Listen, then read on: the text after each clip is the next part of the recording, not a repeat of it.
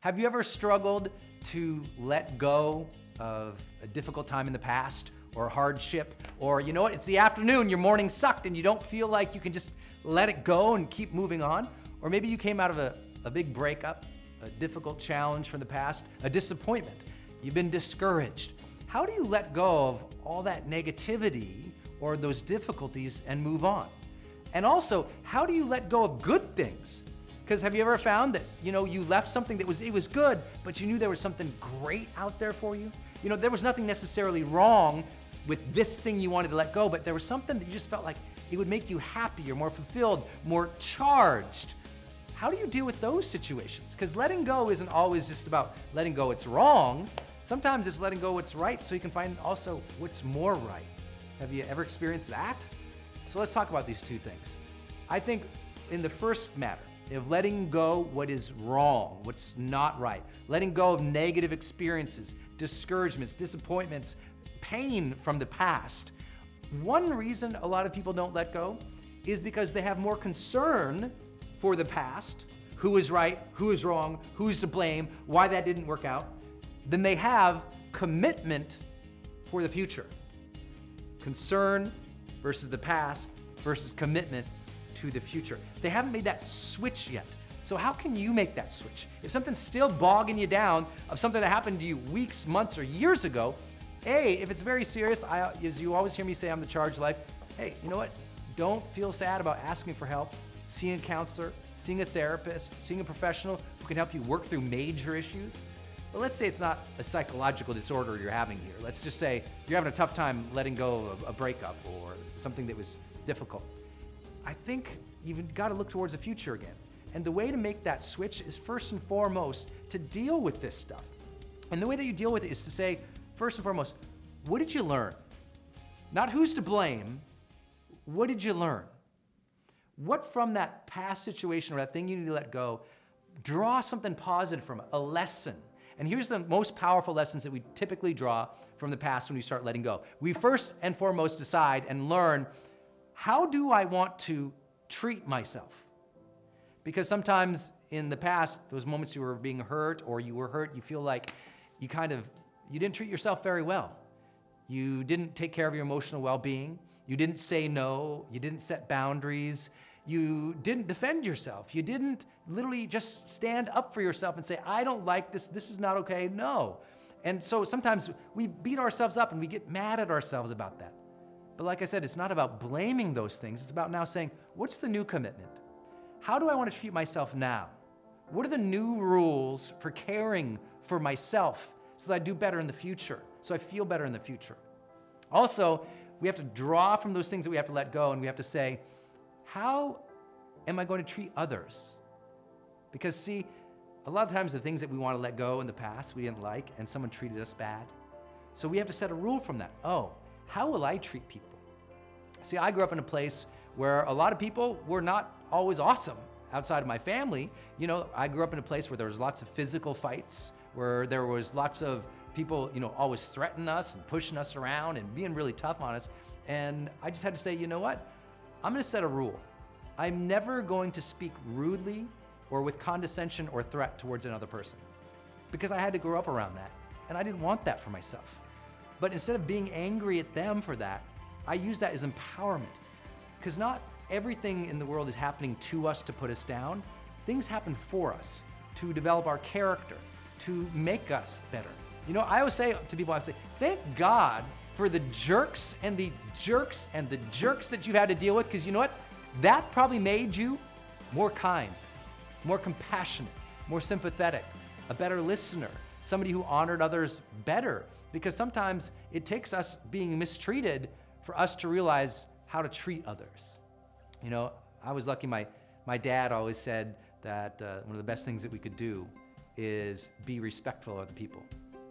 Respect others. Know that their ideas, their thoughts, their feelings, they're their own. They have them for a reason, and it's okay that it's not the same as yours. Honor their perspective as much as you hope that they'll honor and listen to your perspective.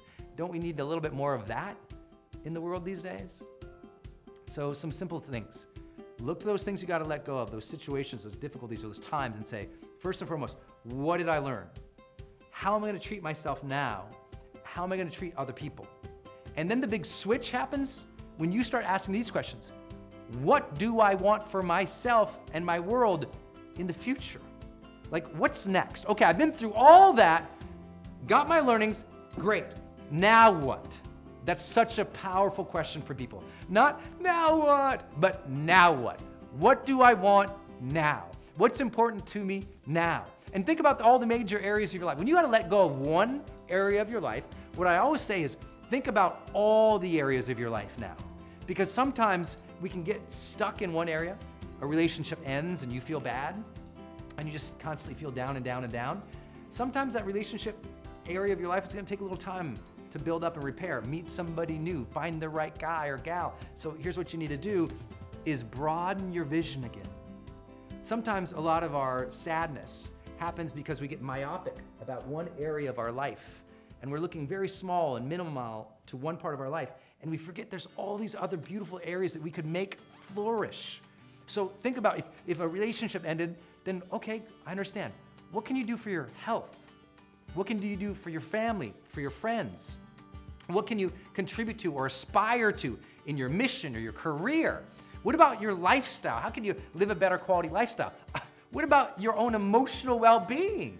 These types of things that we can all take care of and work towards and grow in, because sometimes to start shifting out of those things we have to let go of, we have to get committed to something that we do want and just take a few steps. I would say the best way to let go of something is get more momentum in a new direction. Because as soon as you get a little more momentum, like, just a little bit, a couple small wins, a small steps, it lets us let go of that baggage, Because as you're catching speed going forward, you don't want to be hanging on that stuff that's slowing you down. You tend to let go of the heavy weight as you start flying to the future. So what do you need to let go of today? What's time that, you held on to it long enough, you've been upset about it long enough, that maybe today is that fresh start you've been looking for? And it's not a fresh start that just lands on you luckily. It's not like you walk outside and you're like, oh, I feel better. You decided to feel better. But I decided that instead of being so angry or upset, saying, what did I learn? How will I treat myself? How will I treat other people? What do I want? And what's just a few steps I can start taking in these different areas of my life to feel like I have overall momentum. That's how you let go of what's wrong. Now, what about letting go of what's right? Have you ever had to let go of something you liked? Maybe you lost a job. You got laid off. You had to let go of the job. Maybe you had to let go of a group or a membership or a networking opportunity because you couldn't afford it anymore. Maybe you had to let go of somebody that you really cared about, but you knew wasn't quite right. Nothing necessarily wrong, but maybe you knew something was bigger for you. Maybe you let go of a good job so you could seek your passion or start your own business. How do you let go of those things that you have nostalgia for and you're proud of, you like, they were joyful? Guess what? Same steps. That's the beauty of the emotional power of letting go. I would only add this. When you're trying to let go of something that's right, give it honor and respect. Do the same when you're letting go of something negative, but usually you didn't choose that. When you're letting go of something right, man, take a good amount of time to be grateful for that. To allow some pride and joy, some depth of heart to come in, because you know what? That was good. Be grateful for what was good. If we never express our gratitude for what was good, the universe says, hey, you know what? This guy, this gal, she didn't even notice when I gave her good stuff. Why keep giving her good stuff? And we no longer attract that more positive range of things because we're not appreciative of it. And I bet you've experienced it too. We all have, where we push away good people in our lives because, not necessarily meanness, but sometimes just neglect, the lack of the ability to say thank you, appreciate you. Well, moments and parts of our history are like that we feel good about, that we enjoyed. Give them honor. Take a few moments to be thankful for them, say a nice prayer, or just integrate the fact that things are going good and those were good. And now you're ready for the next step because now you know what do you want now? What's going to get you some momentum?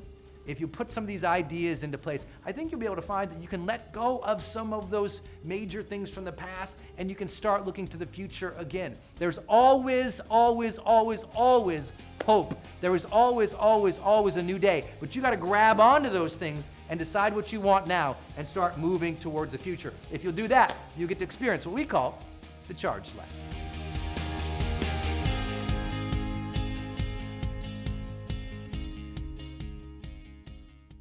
Hey, my friend, it's Brendon. I hope you enjoyed this episode.